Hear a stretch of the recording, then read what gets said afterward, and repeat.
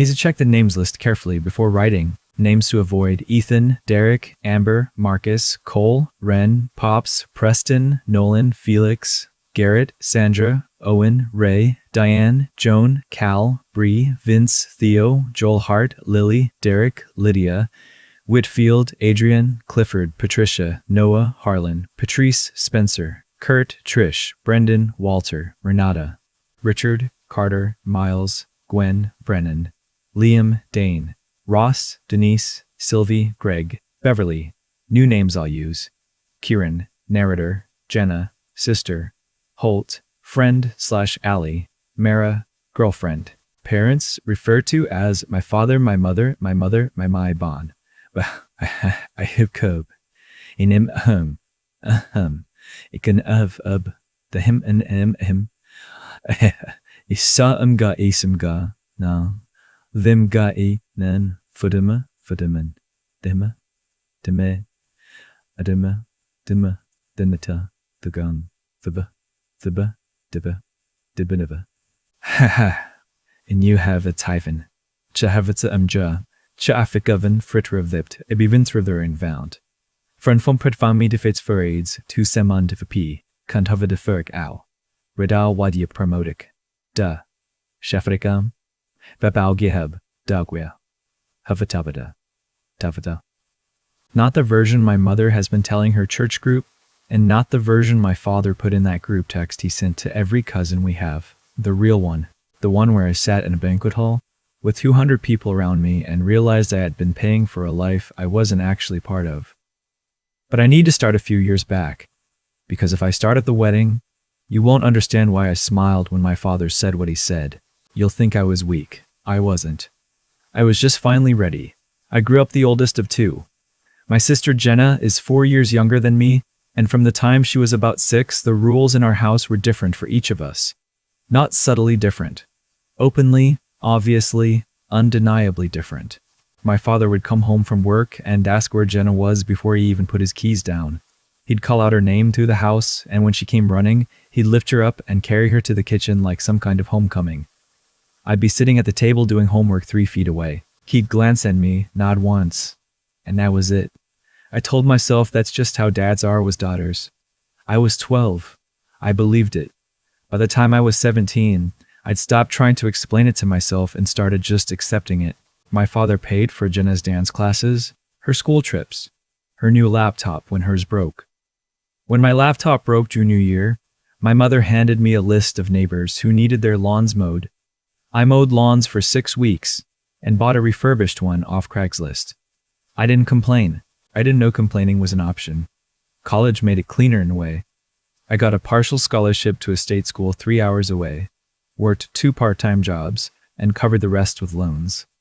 Jenna, 4 years later, went to a private university my parents somehow found the money for. Full ride from them. No loans, no jobs, no lawns. I remember calling my mother that September to ask if she needed anything, and she said, "Your sister's getting settled in so well. She already made friends." She didn't ask how I was doing. I moved into a studio apartment the year I graduated. A real one, not a nice one. The radiator made a sound like someone kicking a pipe every night at 2 a.m. I had a folding table from a garage sale and a mattress I'd found listed for free on Facebook Marketplace that I scrubbed down with everything I had before I let it touch my floor. I worked in logistics, started out making $34,000 a year, and I was genuinely happy. For the first time in my life, I was somewhere my name wasn't called out to compare me to anyone else. Then my father called and asked if I could help out a little with the household. I said yes. I always said yes. It started as $300 a month. That was fine, I told myself. My parents weren't young, my dad's hours had been cut. It made sense to contribute. I was raised to believe that's what good sons do. What I didn't realize then was that help out a little had no ceiling. 300 became 5. 5 became 8. Then my mother mentioned that Jenna's car needed new brakes, and could I just cover that since I was doing so well? I wasn't doing so well. I was eating canned soup 4 nights a week to make rent. But I said yes. There was a version of me that understood, even then, what was happening. But understanding something and being able to stop it are 2 completely different things when the people doing it are your parents. When my dad would call, he wouldn't say thank you. He'd say things like, "That's what family does, and you know we'd do the same for you." I held on to that. I held on to it even though it had never once been true. The first time I said no was 2 years in. My car needed 4 new tires. Not a want, a safety issue. My mechanic had written it up and everything. I called my mother to let her know I'd be sending less that month. She was quiet for a second and then she said, "I don't know why you always have to make things so difficult." I got off the phone and sat with that for a long time. I met my girlfriend Mara about a year after that. She's a physical therapist, patient, level-headed. The kind of person who asks exactly the right question without making you feel like you're being interrogated. On our 4th date, she asked me why I looked tense every time my phone buzzed. I told her it was work. On our 8th date, I told her the truth. She didn't tell me to cut them off. She didn't say they were toxic or bad people or whatever language we use now. She just said, "Do you feel like they see you?" And I sat with that question for probably 3 days before I admitted, quietly, to myself, no, they didn't. They never had. Mara had a friend named Holt who'd known me since college, and the two of them together became the first people in my life who ever asked how I was doing and waited for the real answer.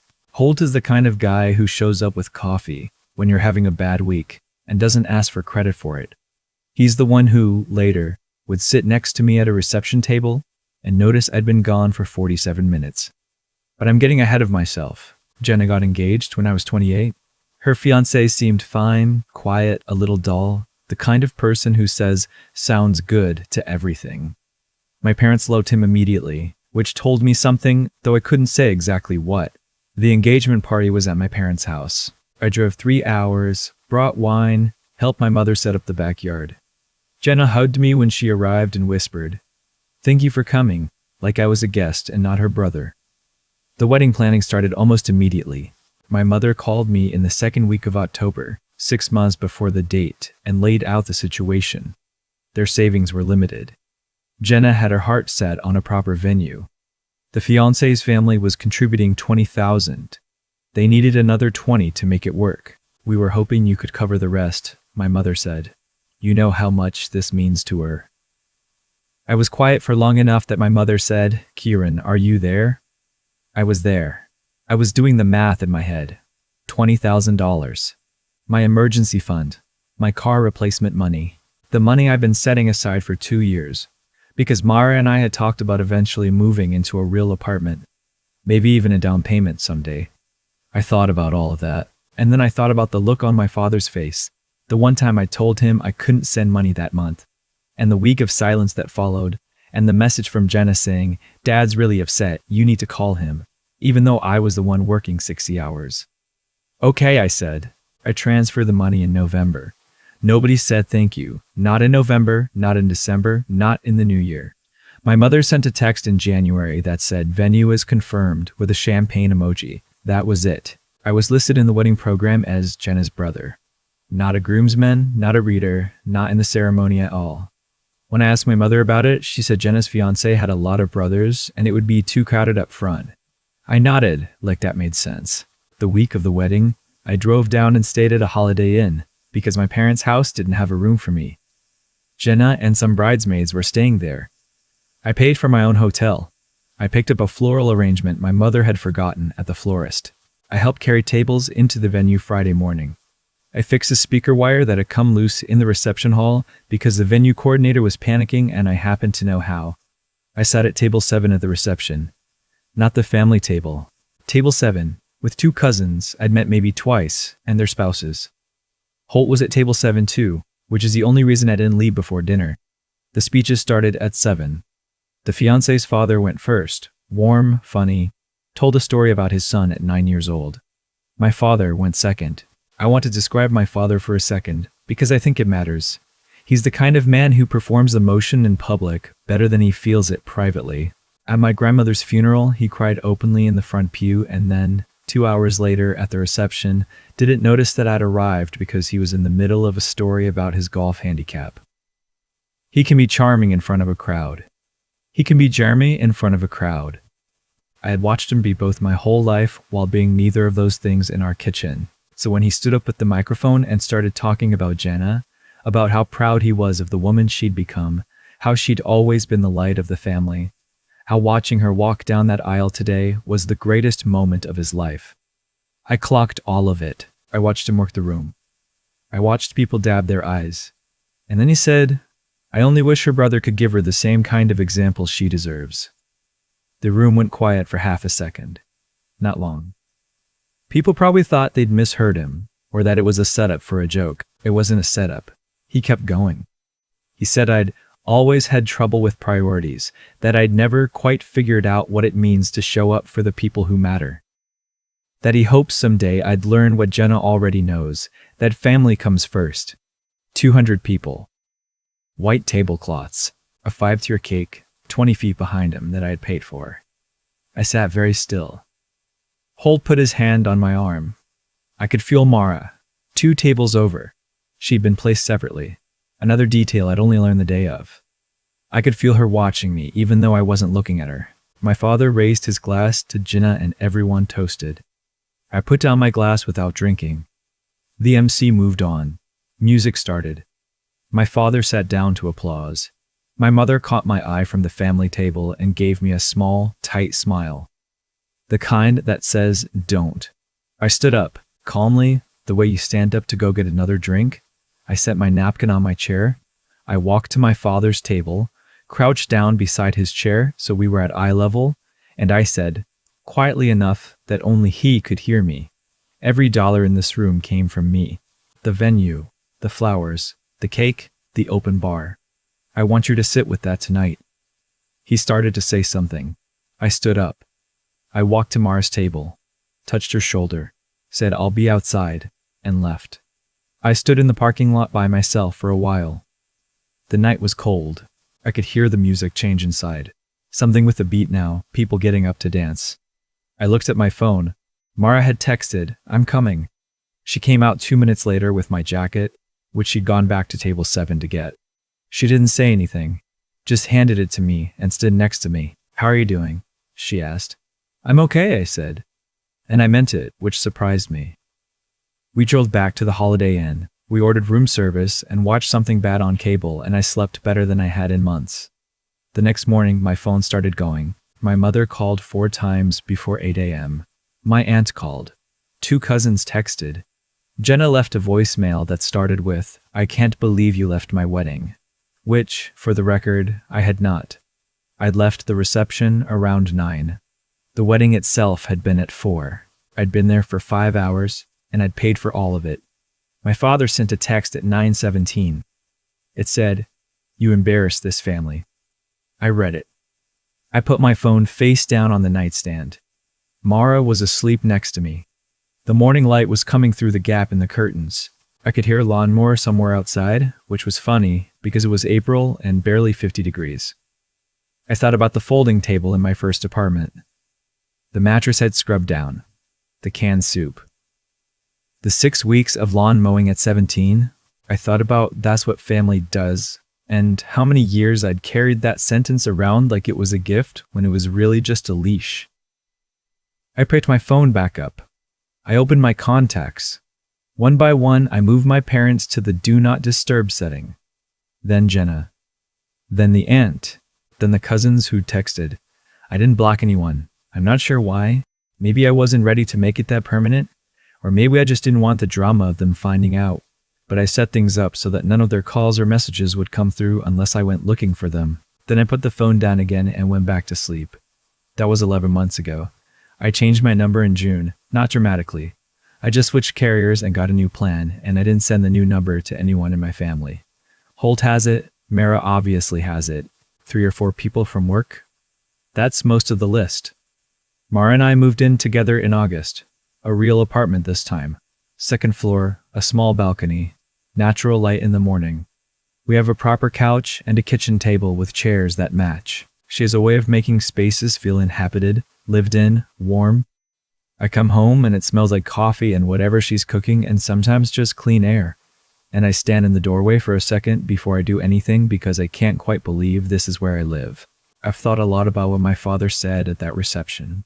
Not the specific words, but the intent. The decision to say that in public, in front of 200 people at an event I'd funded. I've turned it over and over and I keep arriving at the same place. He said it because he could. Because he'd said things like that my whole life, and I had always absorbed them and kept going, kept sending money, kept driving 3 hours, kept carrying tables.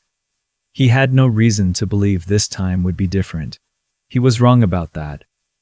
But he wasn't wrong about what the pattern had been. That's the part that I've had to sit with, honestly, not him. I made peace with who my father is a long time ago. The part I've had to sit with is me. Why did I keep going back? Why did I keep paying? The true answer, the one I worked through with the therapist I started seeing in July, is that I kept hoping the ledger would eventually balance. That there would be a point where I'd given enough, done enough, shown up enough times, and they would finally see me the way I needed to be seen. That the boy carrying groceries in from the car while his father lifted his sister onto his shoulders would eventually get his turn. That turn was never coming. And somewhere in me I'd known that for years. The night of Jenna's rehearsal dinner. The night before all of it, I'd sat outside the restaurant for 10 minutes before going in. Just sitting in my car, watching people walk by on the sidewalk. Strangers going to dinner, going home, going wherever. I had the strange feeling of being on the outside of my own life looking in. I went inside. I ate the food and made small talk and watched my father put his arm around my sister and laugh at something her fiancé said. And I thought, I am going to do this one last time. I am going to show up for this completely, and then I'm going to let it go.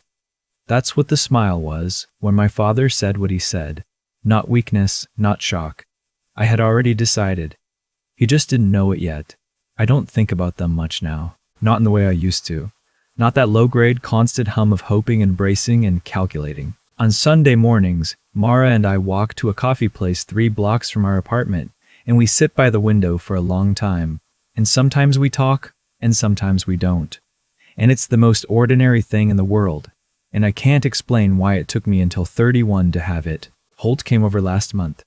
We sat on the balcony with beers and he asked if I'd heard from anyone in my family. I told him no. He nodded, not making it a bigger deal than it was. You seem different, he said. Different how? He thought about it. You don't look like you're waiting for something. I sat with that for a second. I'm not, I said. We finished our beers. The city was loud and ordinary below us, and the evening was warm, and that was all. I don't know what my father told people about why I left. I don't know what story Jenna tells about the brother who walked out of her reception. I don't know if my mother ever looked at that venue. The lights, the flowers, the cake, the full open bar, and thought about where the money came from. Maybe they did. Maybe they didn't. I found out I don't need to know. There's a certain kind of freedom in realizing that the people who were supposed to see you never will, and that you can stop waiting, and that you can walk out of a parking lot into the cold air with the person who does see you, and that can be enough. It's more than enough. It's everything. I've thought about cause and effect a lot since that night. Not in a dramatic way, not sitting up at 3 a.m. replaying everything. Just quietly, in ordinary moments, when I'm pouring coffee or walking to work or lying still before I fall asleep. The way one thing leads to another. The way a pattern, once you name it, becomes impossible to unsee. My father didn't say what he said at that reception because he was a cruel man. He said it because for 31 years it had worked. Every time he made me feel small, I got quieter and tried harder. Every time the family needed something, I wrote the check. Every time I thought about saying no, I remembered what I'd been taught. That love looks like sacrifice. That family comes first. That good sons don't keep score. Those weren't just things I believed. They were the operating system I ran on. And the people around me knew it, even if they never said so out loud. That's the honest part. The part I had to sit with. Not their behavior. Theirs makes a certain kind of sense once you understand that people rarely stop doing what keeps working. The harder question was about me. Why did I keep showing up? Why did I keep paying? The answer I came to, slowly and without much comfort at first, is that I was trying to earn something that was never going to be given. Not because I wasn't worth it, but because the transaction I thought I was in, effort in, recognition out, was never the transaction they were making. What I know now is that intelligence isn't just what you can do. It's knowing when the thing you're doing is working against you. I was capable of so much. I fixed the speaker wire at a wedding I'd funded. for a family that seated me at table 7. That's not love. That's a habit dressed up as loyalty. Real intelligence is being honest about the difference, even when honesty is inconvenient, even when it costs you the story you've been telling yourself about who your family is. And resilience. I used to think resilience meant absorbing. Taking the hit, staying quiet, moving on. Mara showed me something different. Resilience is also knowing when absorbing has become damage. Walking out of that parking lot that night wasn't weakness. It was the first genuinely strong thing I'd done in years. Strength doesn't always look loud. Sometimes it looks like setting a napkin on a chair and standing up. The moral part is the simplest and also the part that took the longest. You cannot make people see you. You can be present, contributing, dependable, endlessly generous, and someone who has decided not to see you will simply not see you. That's not a reflection of your worth. It's a reflection of their limits. The ethical move, the one that respects both yourself and everyone involved, is to stop performing for an audience that isn't watching and go find the people who actually are. Holt saw me. Mara saw me. A few people I'd known for years, quietly, without ceremony, had been watching the whole time. I just hadn't been paying attention to them because I was too busy trying to get my father to look up. I'm paying attention now. That's the whole story, really. I stopped looking toward the people who never looked back. And I turned around, and what was there, a Sunday morning, a coffee place, a woman who brought me my jacket in a cold parking lot, was more than enough. It had been enough the whole time.